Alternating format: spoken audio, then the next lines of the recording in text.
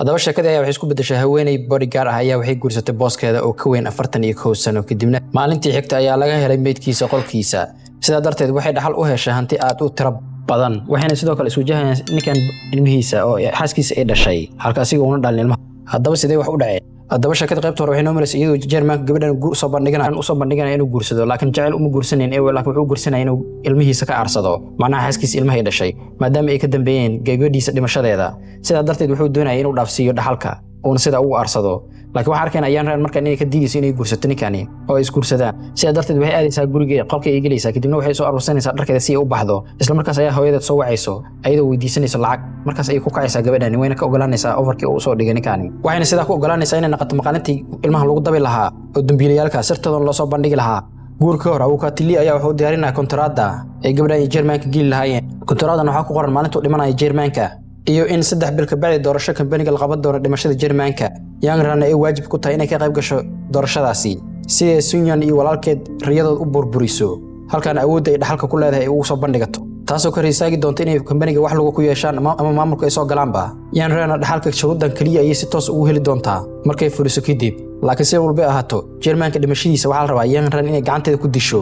oo iyada ay sabab u noqoto dilitaankii dilaysana video in laga duubi doono videogaasna Awukatili oo hay doono haddii lacala shuruudaha laga rabay oo fi doontona booliisku u diibi doono sidaa darteedna dhaxal inay hesho iska daayay baxar ay geli doonto inkastoo Young Rana arkan aad u adkaaday haddana dib u isaga ogolaanaysaa oo kontraad sida ay ku saxiixaysaa maalinta xigtaan xafiiska public ee la isku guursaday ay isla aadayaan sida ayuu guurkooda ku dhacaya Young Rana sida ay shahaadada guurkeeda ku helaysaa isla markaas loo yeelay wuxuu dareemayaa inay gabadhan bilowday inay xaaska Jermaanka tahay amal haddaba 3 bilo ka horeysa kulanka halkay joogaysaa Young Rana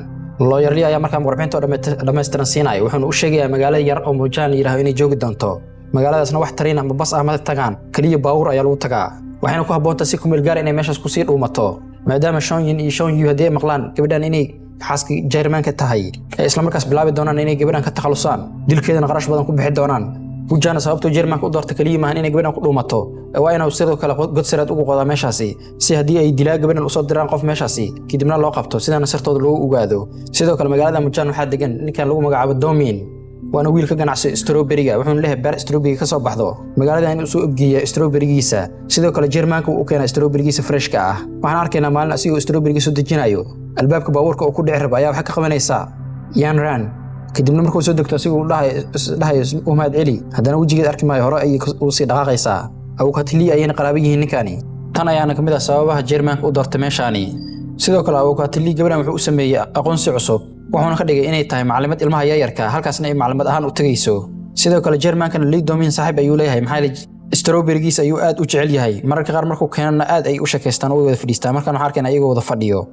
wax yar kadib Lee Domin markuu baxo Jermaanka ayaa xafiiskiisa ku dhacayo isbitaalka ayaa loola soo cararayaa doctorka ayaa la tacaalayo doctorka markii hore wuxuu u sheegay Jermaanka inuu noolaa doono 6 bilood maadaama uu kansar qabo laakiin markuu dabeeritaan ku celshay 3 bil kaliya inuu haysto ayuu halka ka ogaanayaa arrinkaas oo dhakhtarka sheegayna kalkaaliso meesha ka dhaweyd ayaa maqlayso isla markaas Sunyan ay soo wacaysaa arrinkii inuu la socodsiinaysaa halka Sunyan ay weydiinayso dhakhtarka qaabisan arrimihiisa dham inuu soo ogaato isla markaas waxa arkaynaa Sunyan oo wariyaha wacayso una sheegayso arrinkani si wargeysada loogu soo daawaco duqa inuu dhiman rabo isla markaana sida wax kala beenayso walaalkeed ayaa la yaabayo waxaan ku leeyahay walaashii caadi miid sida wax u habeynayso halka ay ku dhahayso hooyadeena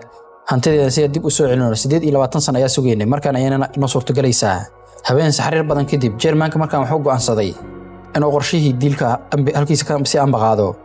si ay gabadhan ugu dirto cirbada sunta ahayd kibna intay soo diyaarinaysa ayuu wuxuu ku leeyahay intaad arrinkan fulin ka hor waa inay keentaa cunto yar sida ayaan ku soo baxaysaa cuntada ay soo doonaysaa kadibna fiidiyoga ayuu soo doora ayuu wuxuu soo baxsanayaa bistoolad isagoo madaxa isaga aadinayo isla markaasna boom waxa maqlaynaa xabadii Young Rana way soo cararaysaa markay timaadaan Jermaanka oo hamaansada ay u maanaysaa cid garanaysa ma jirto sababtoo qorshihii uu bedelay waqtigii uu dambeeyay iyo waxa uu ku damacsanaa Jermaanka dhimashada Jermaanka Shonyin iyo Lee Don waxa uu meher murug laakiin waxay u ahayd farxad waxayna u taasida inay heleen dhaxalkoodii ee muddada dheer ay sugayeen waxayna u haystaan markaan awood iyo lacag bayna gacanta ku dhigeen isla markaas ayaa Awukatili u maanay sheekada dhammaan ka qasayo isla markaas ayaa Shonyin waxa ku leedahay dhaxalkii wixii dhamaa isku habayso xageena ay u soo wareeysinaysaa Soomaha laakiin Awukatili ayaa ku dhahay maya oo isbedel ayaa jiro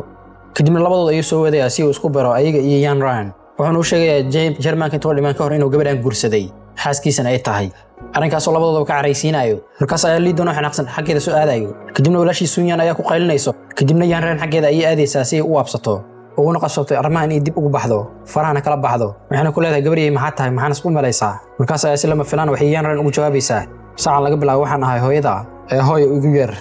Sonya markaa waxay soo wacaysaa Joy waxayna u sheegaysaa inay hal isbuuc ay gabadhan guriga ku hayso Yan Ran waxayna u ballan qaadaysaa arrinkaas haday samayso 100 milyan oo lacag ah Joyna hore ayay ka aqbalaysaa arrinkaasi kadib darawalka ay u sheegaysaa arrinkii qorshaha ayna deegaan ku celin lahayn gabadhani laakiin Haji oo meesh ku gabanid ay arrinkooda maqlayso isla markaas Yan Ran intay u tagtay ay la socodsiinaysaa arrinkaasi Joy markaa waxay daroogaynaysaa koofiga Yan Ran halka darawalka meesha uu ku gamanayo asigoo bar haysto si iyadoo si jeedo madaxa ugu laco sidaan ay ku xirxiraan meeshan ay ku hayaan laakiin Yan Ran ayay yaraysteen oo sida fudud inay ku qaban karaan ay u maleynayeen Yan Ran ayaa weydiinaysa badla Joy koofiga wax ma ku jiro ay ku leedahay intay indhaha taagaysan wajiga ay u shubaysaa kadib darawalkii soo carray ay qabanaysaa si joogto ka tumaysa asigana kadibna way ka cararaysaa badla Joy oo xanaaqsan ayaa darawalka ku xanaaqaysa kadibna ku dhahayso wax ma tarayaa tahay ka daba carar laakiin lama soo Yan Ran inay hore ugu taxdirtay furihii baabuurka ay qaadan rabeen Haji ayaa waxay u ridaysaa digsiga karkaraayo maadaama ay la safan tahay Yan Ran dhanka kale Sunyan caawiyeeda ayaa wuxuu u sheegayaa Yan Ran inay baxsatay dhanka airportka xaggeeda u carartay isla markaas ay wuxuu ku amraysaa in ciidan daba diro si degdegna gacanta loogu soo dhigo marka waxaan arkaynaa Yan Ran oo garoonka soo gaarayso tiimkii Sunyan ka soo daba dirtay iyagana garoonka soo gaarayeen iyada daba socdeen isla markaasna waxay bilaabeen inay garoonka baadi goobaan laakiin waxaan la socon Yan Ran dharkiina iska bedeshay aqoonsi cusubna ay qaadatay kadibna bas ay ka raacday meesha maadaama ay halkan hore ugu kulantay lawyer Lee kadibna uu si aqoonsiga iyo wax u soo diyaariyay iyo tigidhka baskaba si ay dhanka ay mujaan u qabato aqoonsiga magac cusub oo Buuse Miiliirahna ugu baxshay sidoo kale wuxuu siinaa kaar banki iyo lacag cash ah Yan Ran markaa mujaan ay soo gaaraysaa waana halkan sheekada bilowgeeda meesha nooga bilaabat haddaba qofka soo doonaysa cid kale maahan ee waa wiilkii strawberry keeni jiray Don't mean isla markaana way aqoonsanaysaa iyadoo ka cabsanaysa inuu aqoonsado laakiin asiga si fiican uma aqoonsanayo haddaba Yan Ran 3 bilood halkan ku badbaadi doontaa waxa kaliya caawin doona aqligeeda waa sidoo isku qariso haddaba muuqaalka like noo saar channelka subscribe si aad qaybaha kale ula socoto oo kuwan ka sii xiiso badan wixii ra'yi noo haysan comment noo reeb waa inoo qaybta xigto